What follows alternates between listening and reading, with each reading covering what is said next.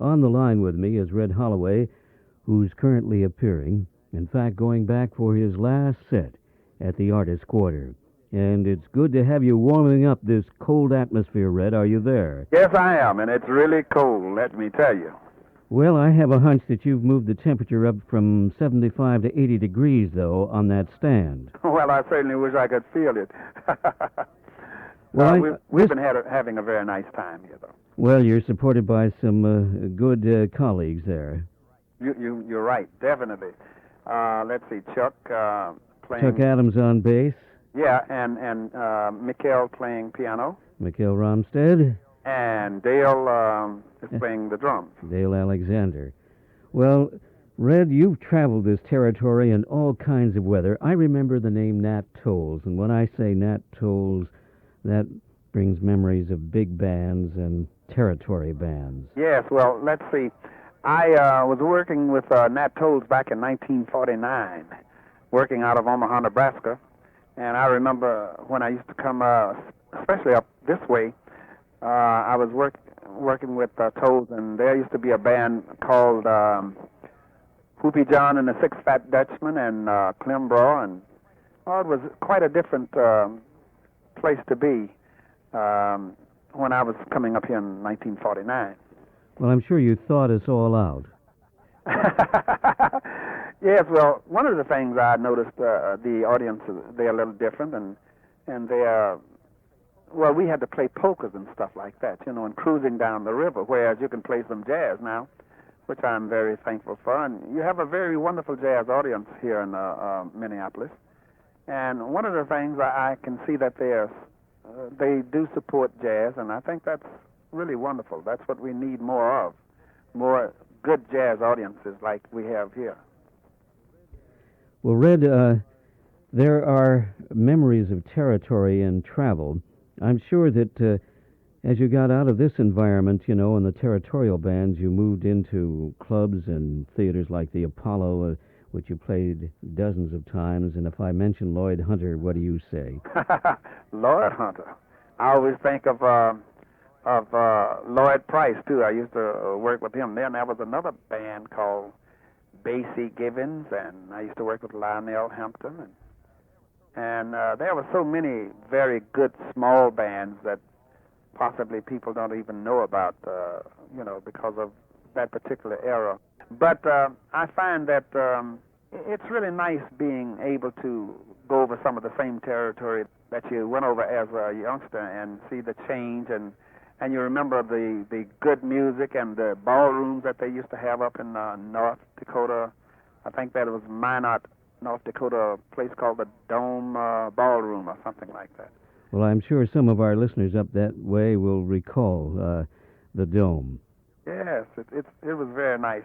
In fact, one of the gentlemen, well, my very dear friend, well, this was my partner who used to be Sonny Stitt. He died of cancer, and my very dear friend I saw last Wednesday, a week ago, Eddie Lockjaw Davis, he just died, and he was the one that kind of gave me a few clubs and things to, you know, the addresses and the owners' names and stuff to play. In other words, both Sonny Stitt and Eddie Lockjaw Davis were keys in sort of developing your bookings and new areas that you could work. Yes, yes. You see, I was a musical director for a nightclub in Los Angeles for 15 years, the Parisian Room. Which is quite a spot.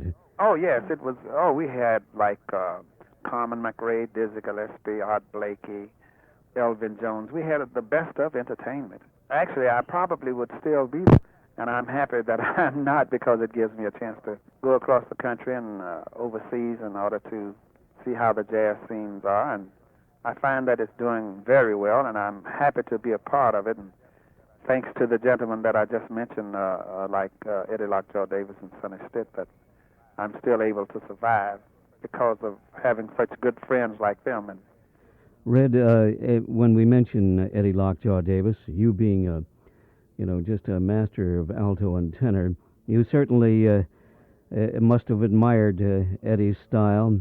Lockjaw was a powerful player, wasn't he? Oh, definitely. One of the things I could never try and play like him, because he was everyone always said that Eddie Davis played backwards.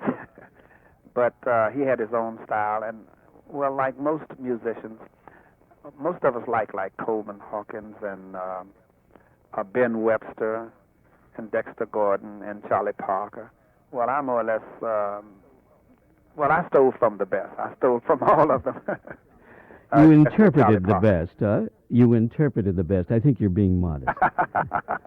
Well, you can say however you want to put it, but really, I used to take all of their licks and play them, and then finally, after you play things for a length of time, then you get your own style. It took a lot of practice, let me tell you. I still practice 2 and 3 hours a day right now. How would you describe that style, your style? Well, let's see. It's like, basically my background is blues. Like I played the blues. In fact, I went out on the road in 1948 for a year with Roosevelt Sykes, who was a blues vocalist and pianist. And so, like I say, my background is blues, and then I've always loved jazz, so I play jazz and blues and just kind of mix it up. And, something that soothes myself as well as the audience. And soothe seems to be the key word, too. You have a horn that just really sings. Well, thank you. That's one of the things that Sonny Stitt used to say to me all the time. He said, Red, the alto is for singing, and the tenor saxophone is for punching and making statements. But when you want to get pretty and you sing with an alto, so that he was the one that really started me playing alto, because I really had no desires to play it. And when he found out that I had an alto and we were on the road, he'd say, hey, bring your alto. I said, are you crazy? I'm going to bring my alto with one of the world's greatest alto players.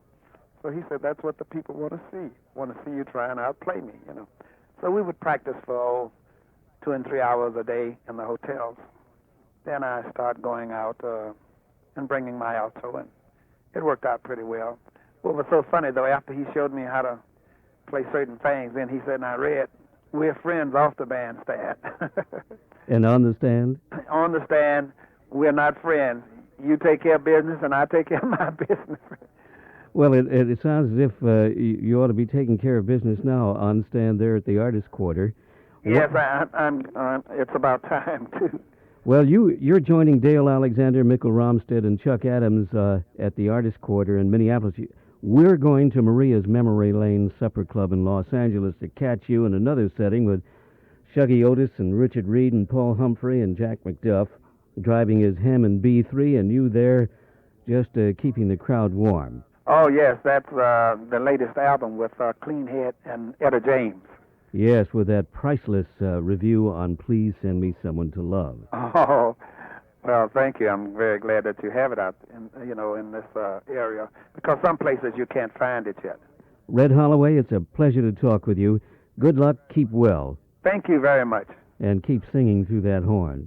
Thank you. Your sense of humor is magnificent. Well, thank you so very much. Good night. Bye-bye.